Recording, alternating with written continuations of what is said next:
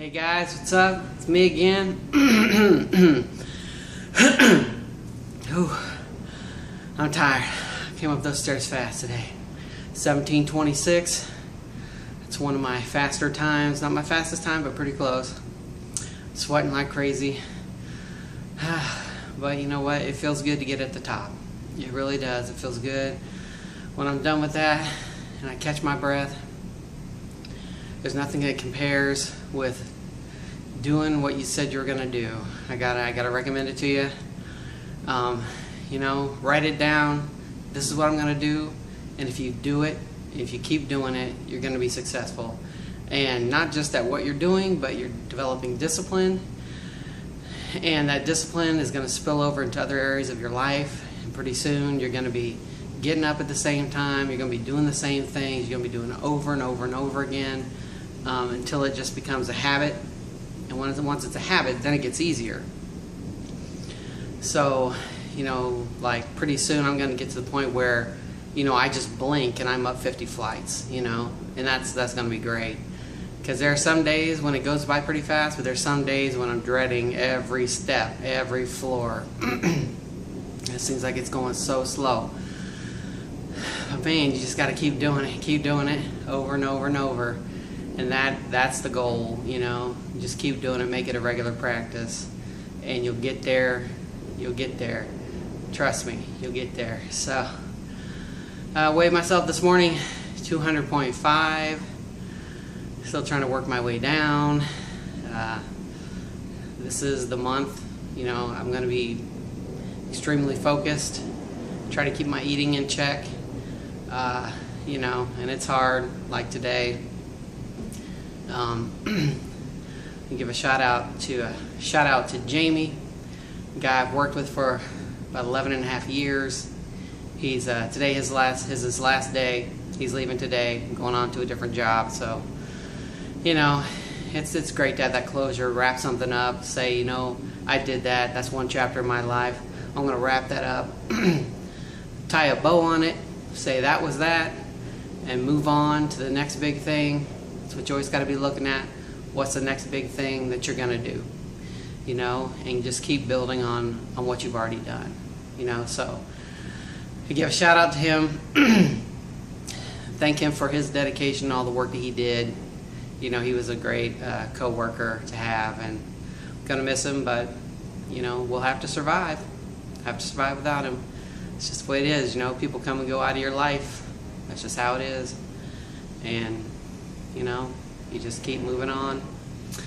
I want to give a shout out also to Susan from my church, who, despite her back pain, or maybe because of it, she's working out a lot more, and she's strengthening up and getting stronger every day, and the back pain is getting lesser and lesser, and she's still not over it, but she's working on it. She's taking matters into her own hands. That's what you got to do. So props to her for taking control and trying to get better, with her doctor's help, but do what she can do on her own to get better. And man, I got still life stuff going on. I feel like I've realigned my goals a little bit. In fact, I have a goal statement that I read twice a day. Okay, now you might want to do this. And a book I would recommend that you read, I think that everyone should read, is a book by Napoleon Hill called Think and Grow Rich. It was written way back in the 20s or 30s, I'm not sure exactly. Around that time. And it just really, really drives home how, and it's not necessarily to get rich in a monetary sense, although you can do that. It's just about kind of being, the captain of your own destiny, so to speak. Like if you can control how you think, you can really control a lot of your life, and some things that you might think that are beyond your control. A lot of times, how you are and how you act and how you think and how you perceive things and how you react to things has a lot to do with how things really are and what your perception is. So I would recommend that book. I'll put a link to it on this video. And it may be so old, it might be in the public domain at this point. It might be free. I think it may be free. You might be able to just download the PDF of it, you know, put it on your Kindle, read it, and it's one of those books that you should just really read over and over and over, because you just have to keep a certain mindset, and it helps you to keep that, you know, success mindset. So I would recommend you do that, and find other books too that you like, that are inspiring, and just always be reading something. You know, always be focused and be reading something. It really can help you stay focused, not get distracted. So pretty short today. Got to get back to work, but you know, I do challenge you. I hope you're sticking with whatever you've said you're going to do, and I hope that your immediate goals are in line with whatever your long-term goals are, your ultimate goals, because your short-term goals are basically kind of like arrows that point you in the direction of your long-term goal. So you got to figure out, you know, what are the steps, what are the interim or intermediate goals that you have to meet on the way to getting to your ultimate goal. And so I hope that you're staying focused on those. I hope that you're working on it every day and you're thinking about it.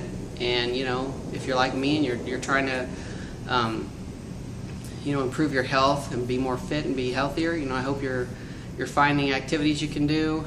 I hope you're looking at your diet, because like I said, your diet's critical. I mean, in the times when I've been doing this, when I've been doing the 50 flights, the times where I have not stuck to my diet, where I have like had any kind of grains or bread or dairy, I've felt it. I mean, it's I feel the effect of it, and it really impacts my performance. You know, the stairs become so much harder to do if my diet is not in check. So I would just urge you to be vigilant about your diet. Keep it in check.